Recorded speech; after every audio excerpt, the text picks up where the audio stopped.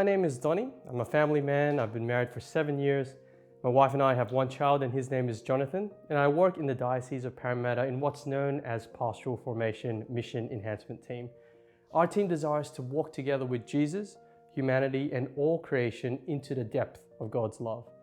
Guided by the spirit of God's mission, we joyfully accompany others on our shared journey of faith enrichment, providing opportunities for personal growth and community leadership building.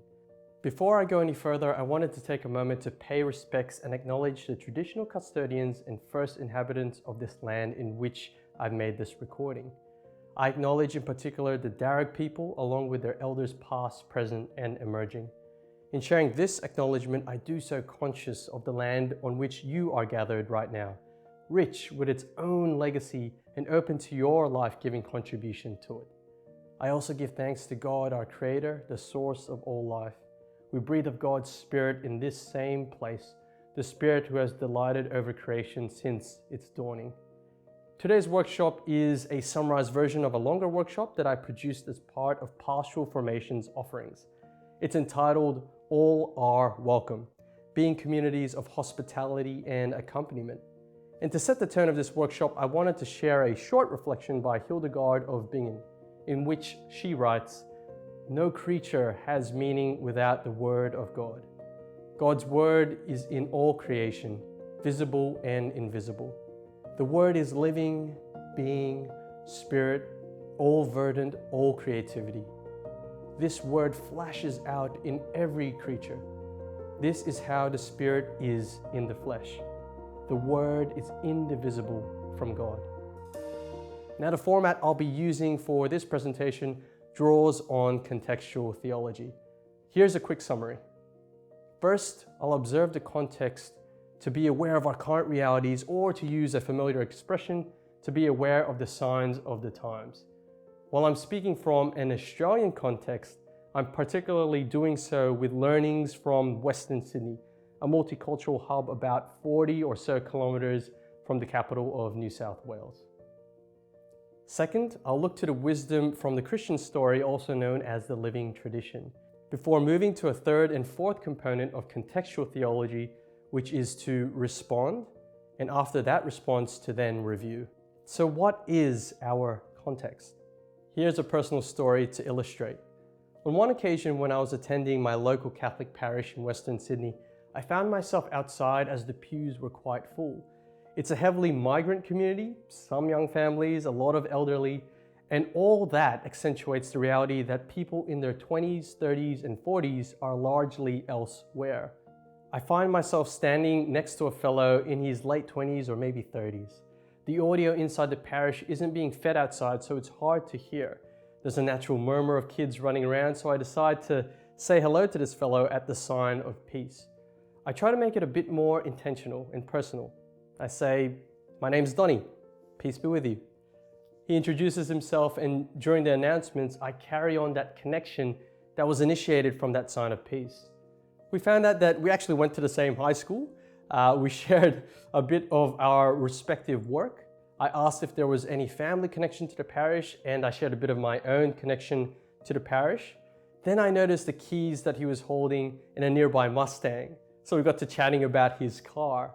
I felt the conversation was at a relational enough point to then ask the question, something along the lines of, "So what keeps you coming back to this place, this parish, when you could be anywhere else?" He happily obliged a response to my question, and his response made a lasting impact on me. He said, "Here in this place, I find that I can be centered, I find peace." Moved by his response, I thought it natural to thank him, and I said I needed to hear that insight of centering and peace. So I thanked him for blessing me, in fact, with his sharing. We exchanged our numbers and did so with the intention of mutually wanting to keep in touch. Fast forward, and he actually reaches out to me about getting married at the parish. He figured I might have some logistical clues. He found out that my wife and I do a bit of the music at the parish, and I was so humbled by his next decision to ask us, seeming strangers, if we would play music for his wedding. What privileged spaces churches can be, communicating with not so much said, that we can ask help from each other in that community as we would do with family and family friends. We met his wife, who is not from the Catholic tradition, and felt doubly humbled and blessed as she showed interest and openness to the elements of the marriage ritual. And I remember thanking her too. I said I needed to be witness to that. I needed to thank her for what she shared in her openness that stretched beyond what she knew was familiar by saying yes to experiencing marriage in the Christian tradition. Fast forward again, and we're invited to dinner. Time and time again, intentional welcome and accompaniment led to next moments of surprise and blessing.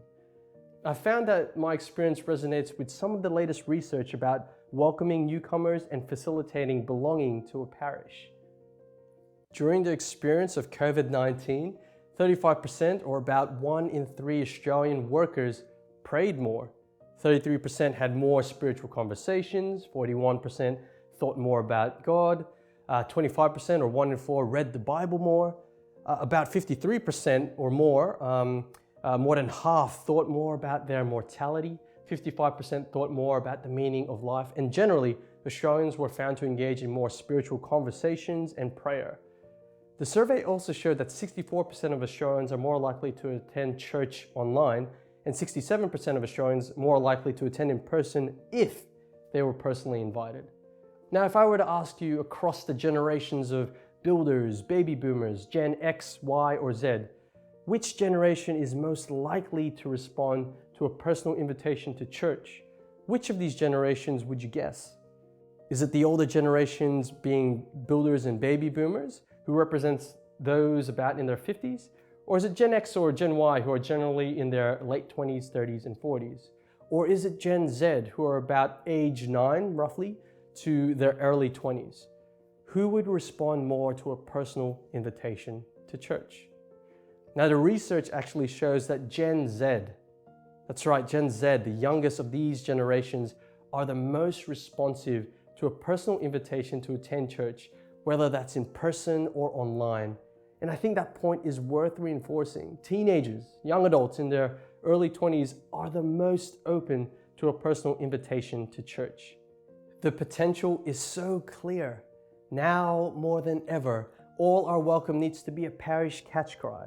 And not only that, wider society is presenting the opportunity to church to be more invitational, to be communities of intentional hospitality and accompaniment. In fact, more than just a catch cry, this needs to be a culture, a lived reality. Imagine if the parish narrative was something like, yes, we are a welcoming parish where each parish member, including myself, actively goes out of my way to welcome people.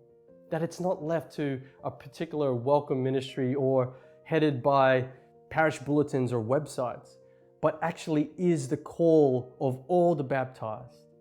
My story outside with that man with the Mustang is actually a more commonplace opportunity than we think. To be invitational, not only is that embodied by Jesus, and not only is that the core of the Gospels, not only has Pope Francis made that the cornerstone of his papacy, most evident in his call for a synod on synodality, to be invitational is the precise dynamic that many in our neighborhoods today are looking for. A common question I experience through work, whether that's on a local or national level, or just in my everyday life in faith, is this question: where are the youth? I'm sure you've heard this too in your spaces of ministry through the plenary council and perhaps in your own parish. I think what the research is actually saying is, in fact, where are the intentional inviters? At this point, though, I might say that's a lot easier said than done. I think what's been presented so far isn't anything new. In fact, there's so much blessing and thanksgiving for the grassroots everyday people who have been and continue to be the backbone of welcome and invitation in our local parishes. Let's not underestimate the difference that even putting on a cuppa or having welcomers at the door can make. But there's still that big dimension that we've been talking about so far: personal welcome, accompaniment, invitation, as part of the bread and butter call of all the baptized. To cap off this segment on context, here's some reflections I'll leave on the screen for a moment. If a newcomer came to my parish, I would like them to experience me as What I hope a newcomer experiences in others from my parish is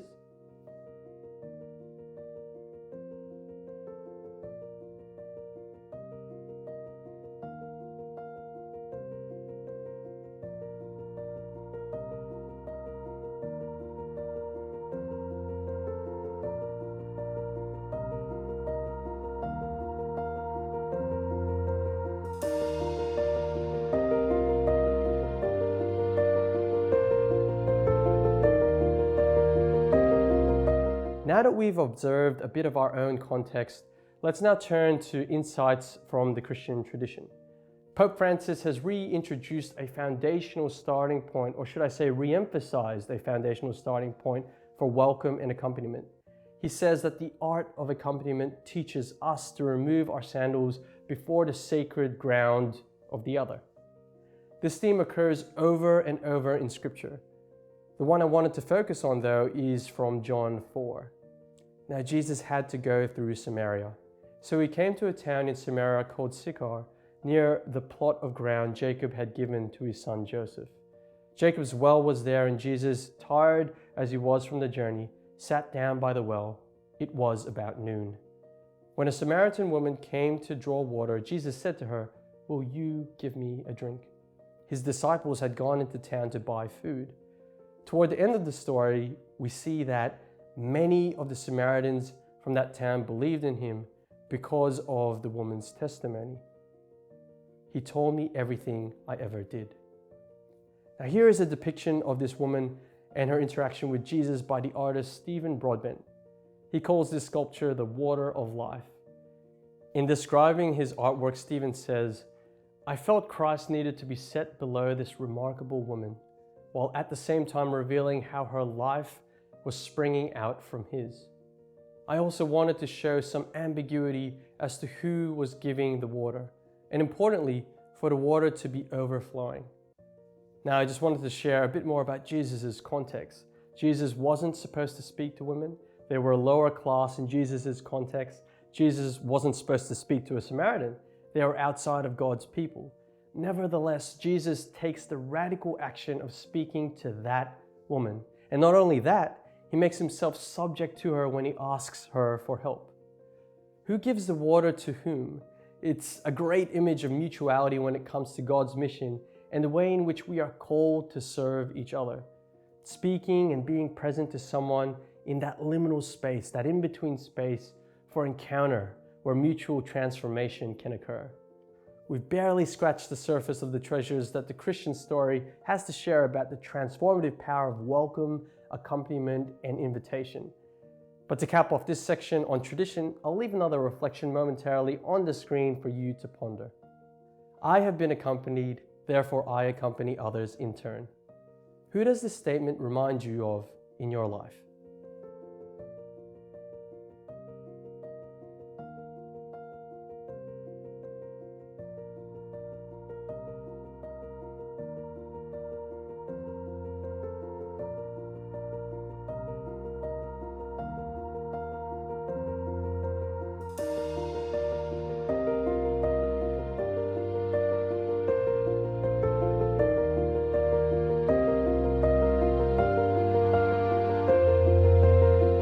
For this final part of this workshop, I'll be combining the two themes of response and review within the contextual theology framework. I've done it this way simply because if we move into some more practical responses, it'll be hard to review how we went until we actually do the welcoming, provide the hospitality, and accompany other people. At this point, I wanted to acknowledge that there is a host of programs and resources that I'm sure you've come across that offers strategies for parishes to build community. In this next section, I won't be offering another one of those comprehensive strategies, but rather a framework in which the average parishioner can feel like they can apply in one-to-one conversations. What I want to offer is a grassroots example which I had the humbling opportunity to research and to create in the Diocese of Parramatta, known as the FaithFeed. The diocesan initiative known as the FaithFeed is in its 6th year since being created. Myself, along with others in the diocese, wanted to create something that connected to people in their mid-20s to 40s. One, because they weren't typically connecting to parishes, and two, we found that there was no diocese-wide initiative to engage this group.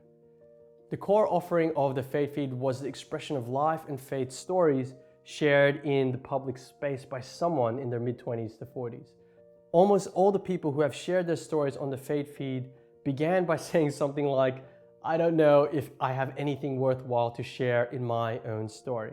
Now, as I've accompanied people in the FaithFeed to tell their story of life and faith for over 6 years, I've also asked them to articulate what they've experienced in that accompaniment. What is the flavor of FaithFeed accompaniment that makes it particular? And with their help, I've developed these 3 words. This framework is one of the many fruits to engage people who are distant or unengaged with church. And I'll say it's not perfect. It's not something that we started with, but it was something that we developed over time, and its effectiveness has been demonstrated time and time again with each story crafted and shared in the public space. Now, one particular person who shared their story on the FaithFeed as someone in their late 20s said something along the lines of, "I'm involved in my local church. I'm involved in volunteering with church organizations. I do work for the church on a national level in Australia. And the FaithFeed, how it made me feel welcome, honored my questions, and really asked in on my story without having to force fit it into answers. This is one of the only places that made me feel like I wasn't as lost as I thought I was. And I have a place in God's heart, and that doesn't need me to do away with my questions or dilute the experience of my story."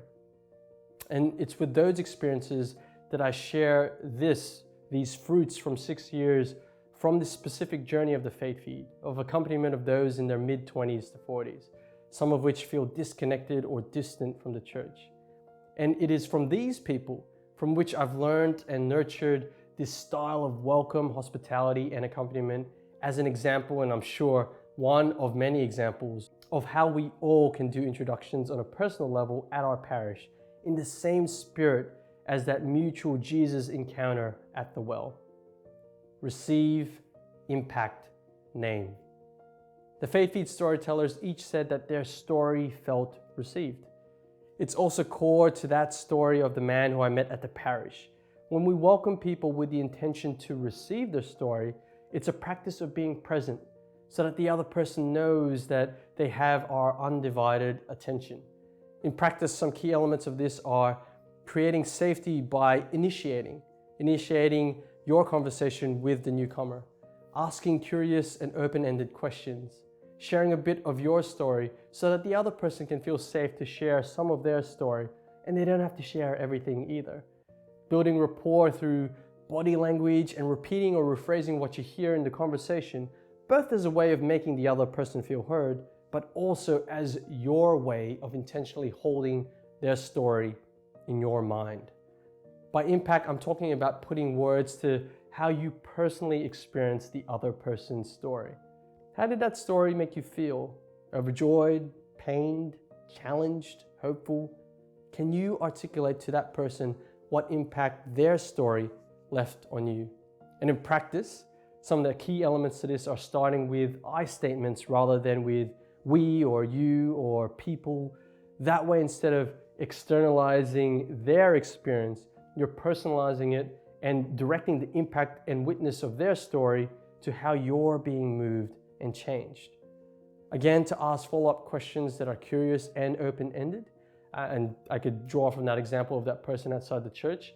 I asked about his Mustang. And when it became appropriate, I then moved on to asking that question of what keeps him coming back to this particular place, to this church. Lastly, name involves naming what you have learned from the other. In practice, you might phrase this as, you know what, I needed to hear that from you because X, Y, Z. Similarly, if the conversation warrants it, I might name how I've experienced God in the other. Receive, impact, name. Now, the conversation you have may not cover all 3 of those steps. You don't always have to get to the point of giving thanks or naming God out loud. But I need to stress that the particular order is intentional. In practice, the order of receive, impact, and name has been effective seen through the FaithFeed. And that particular order, again, receive, impact, name, is also core to our scriptural stories. Recall Abraham and Sarah's stories in receiving strangers who turned out to be God's messengers in their tent, or all the prophets who receive a call despite their reluctance. Mary, she receives a message during the moment of Annunciation, and most of all, in many of Jesus' personal encounters where he names how he's being moved by the other. Lastly, the order of receive, impact, and name is deeply rooted in our living tradition through papal documents like Evangelii Nunciandi to Evangelii Gaudium, when we hear of the silent proclamation that eventually moves to explicit proclamation. Receive, impact, name. I believe that this is a simple framework that is learnable. I believe that it can encourage people in our parishes who aren't involved in any ministry to use this framework as a connection tool when approaching others, to receive the other person's story, to be impacted by their story, to name God in the story of the other.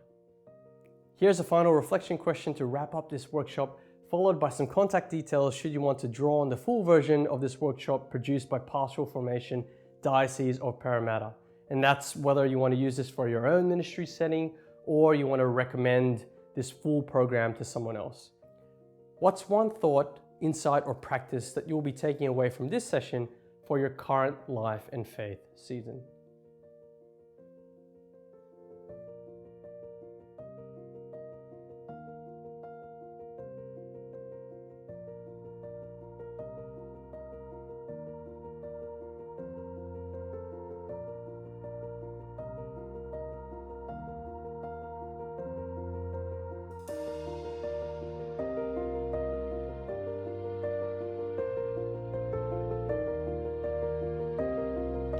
I really do hope you're enjoying the conference so far. My thanks goes out to Richard and Lisa for this wonderful opportunity to present on the Live in the Spirit conference. I wish you blessings on this shared journey in life and faith. I wish you blessings for the rest of your conference experience. I look forward to being on this journey of mutual growth and transformation with you.